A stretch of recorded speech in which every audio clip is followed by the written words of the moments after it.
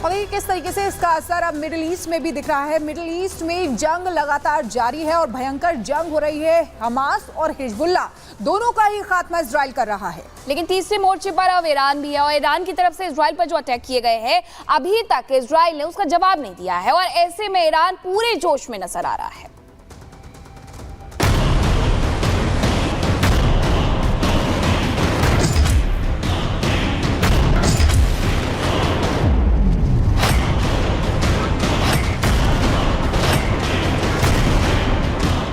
आज सुपुर्दे खाक होगा हिजबुल्लाह चीफ। दुनिया के सामने आएंगे ईरान के सुप्रीम लीडर। क्या किसी बड़ी प्लानिंग को अंजाम देगा इजरायल? मिडिल ईस्ट में ईरान के रॉकेट हमले के बाद से ही वहां के हालात बदले हैं। एक तरफ ईरान ने इजरायल के बढ़ते अभियान को कुछ समय के लिए रोका, तो दूसरी तरफ इजरायल ईरान को एक करारी चोट देने के लिए तैयारी कर रहा है। इस पूरी उठापटक के बीच आज के दिन पूरी दुनिया की नजर खास तौर पर मिडिल ईस्ट पर टिकी रहेगी। आज हिजबुल्लाह के चीफ हसन नसरल्लाह को सुपुर्दे खाक किया जाएगा।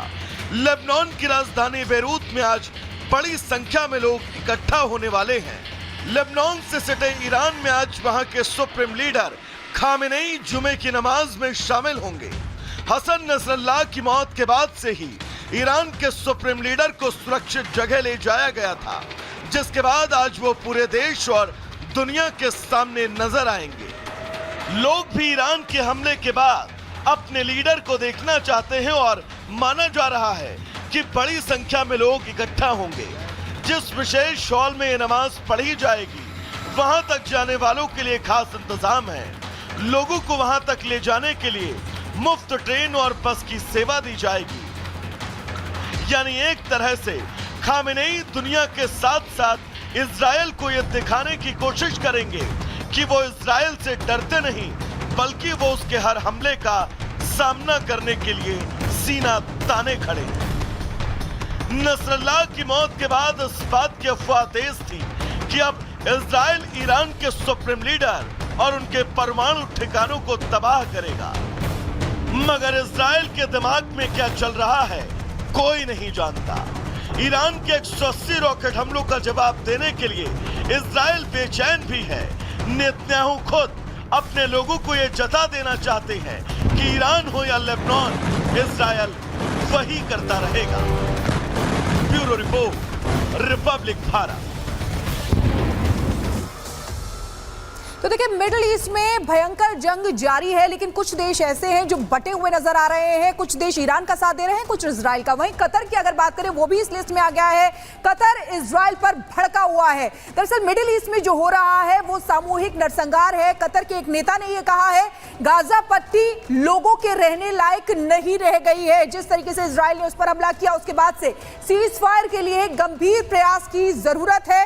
कतर इसका आह्वान करता है, यानी कि कतर कह रहा है कि सीज फायर का हम आह्वान करते हैं। लेबनान में घुसपैठ और हमले तुरंत रोके इजराइल, यानी कि इजराइल को देखिए सीधे सीधे ये भी कह रहा है कतर कि जो घुसपैठ कर रहा है, यानी कि जो ऑपरेशन इजराइल की तरफ से लेबनान में चलाया जा रहा है ग्राउंड ऑपरेशन, उसको और हमलों को जो इजराइल है तुरंत रोक दे, ये कतर कह रहा है। तो देखिए अब इस लिस्ट में कतर का नाम भी सामने आ रहा है और वो इजराइल पर भड़का हुआ है। अगली खबर के लिए सीधे चलेंगे मीनाक्षी के पास। और बात अब जिहादियों की। उत्तर प्रदेश समेत देश भर में थूक और यूरिन जिहाद की तस्वीरें अब आम हो चुकी है और इसी कड़ी में उत्तर प्रदेश के शामली से भी एक ऐसा ही वीडियो सामने आया है। लेकिन सवाल वही खड़ा हो जाता है कि आखिरकार इन जिहादियों का पक्का इलाज कब होगा।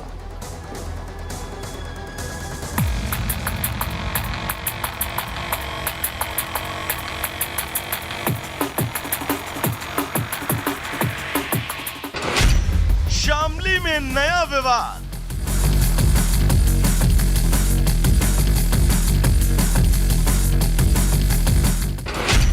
फिर सामने आया थूक जिहाद।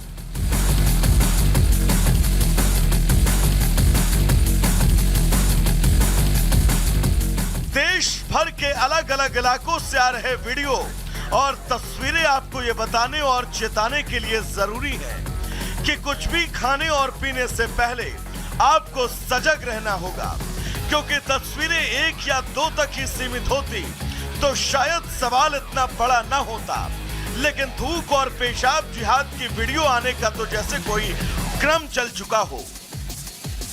गाजियाबाद की वो तस्वीर तो आपको याद ही होगी, जहां एक जूस वाला जूस में अपना यूरिन मिलाकर अपने आने वाले ग्राहकों को परोस रहा था।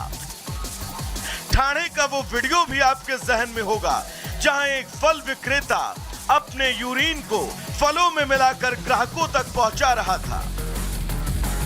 न जाने कितने ही वीडियो जहां तवे पर तंदूर में अपना थूक लगाकर आपको खाने की थाली में रोटियां सर्व की जा रही थी।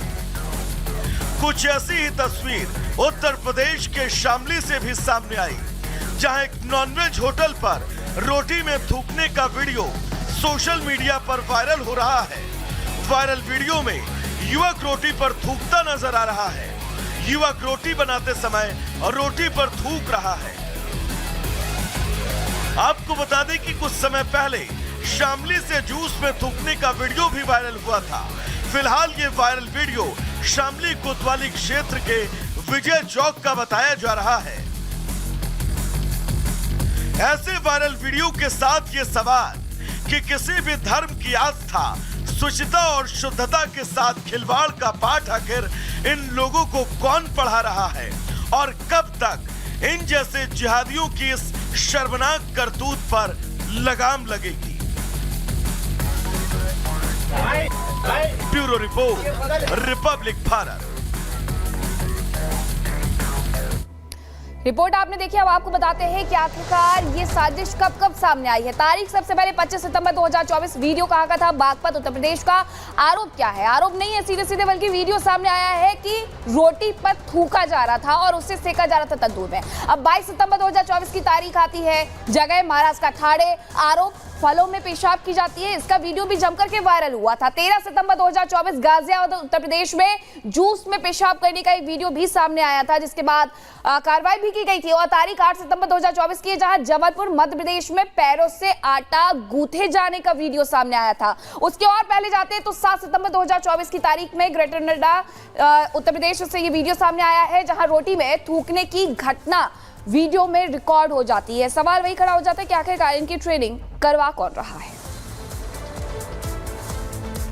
और अब बात करेंगे कि किस तरीके से स्पूफ कॉल करने वाले ठग अपने आप को टेक्नोलॉजी के बल पर इतने शातिर समझते हैं कि उनको लगता है कि टेक्नोलॉजी पर उनका कंट्रोल है और उनको कोई नहीं पकड़ सकता है, लेकिन उनकी एक गलती उनका सारा भंडाफोड़ कर देती है। और इसलिए इस बार महिला ठग के साथ कुछ ऐसा ही हुआ है। एक रिपोर्ट इसी से जुड़ी आपको दिखाते हैं।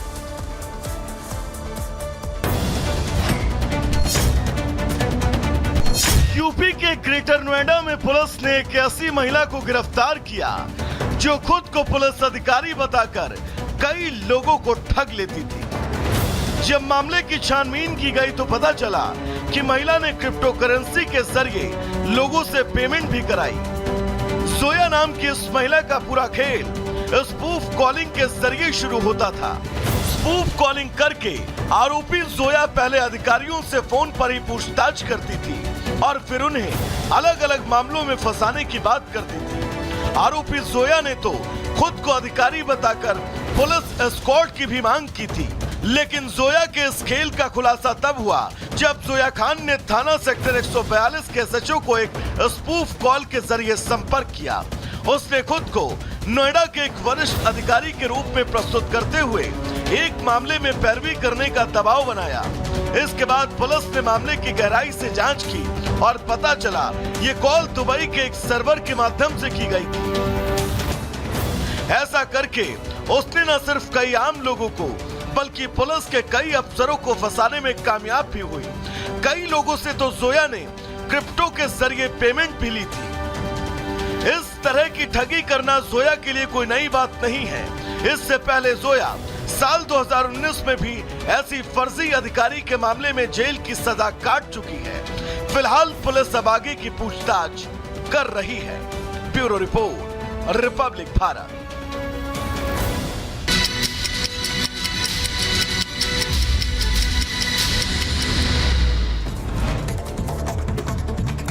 लेबनान पर जारी है इजराइल का हमला। बेरूत पर किए अटैक में 9 लोगों की मौत हुई है। लेबनान हेल्थ मिनिस्ट्री ने किया दावा। लेबनान में इजराइल का हमला तेज हो गया है। बेरूत में हमले के बाद आसमान में छाया काले धुएं का गुबार। लेबनान से दूसरे देश के लोगों का देश छोड़ने का क्रम जारी। स्पेन की सेना ने लेबनान से अपने 200 नागरिकों को किया एयरलिफ्ट। वहीं लेबनान पर इजरायली हमले में चरमराई चिकित्सीय व्यवस्था। लेबनान के सबसे बड़े अस्पताल में भी डॉक्टर्स की बड़ी कमी। और आगे बढ़ते हैं, आपको बता दें कि इजरायली सेना ने दक्षिणी लेबनान के लिए जारी की चेतावनी। 20 से ज्यादा कस्बों को खाली करने की चेतावनी जारी की गई। दक्षिणी लेबनान में आईडीएफ का ग्राउंड ऑपरेशन जारी। 9 इजरायली सैनिकों को मौत। आईडीएफ ने कैप्टन बेन जियोन फलाज की फोटो जारी की। लेबनान में ग्राउंड ऑपरेशन के दौरान मारे गए सैनिकों की आईडीएफ ने जारी की तस्वीर। दक्षिणी लेबनान में जमीनी ऑपरेशन के दौरान हुई थी मौत। हिजबुल्लाह के खिलाफ जंग के बीच आईडीएफ चीफ का बयान। कहा, फिर से नहीं बसने देंगे हिजबुल्लाह के ठिकाने। आतंक के खिलाफ जारी रहेगी जंग।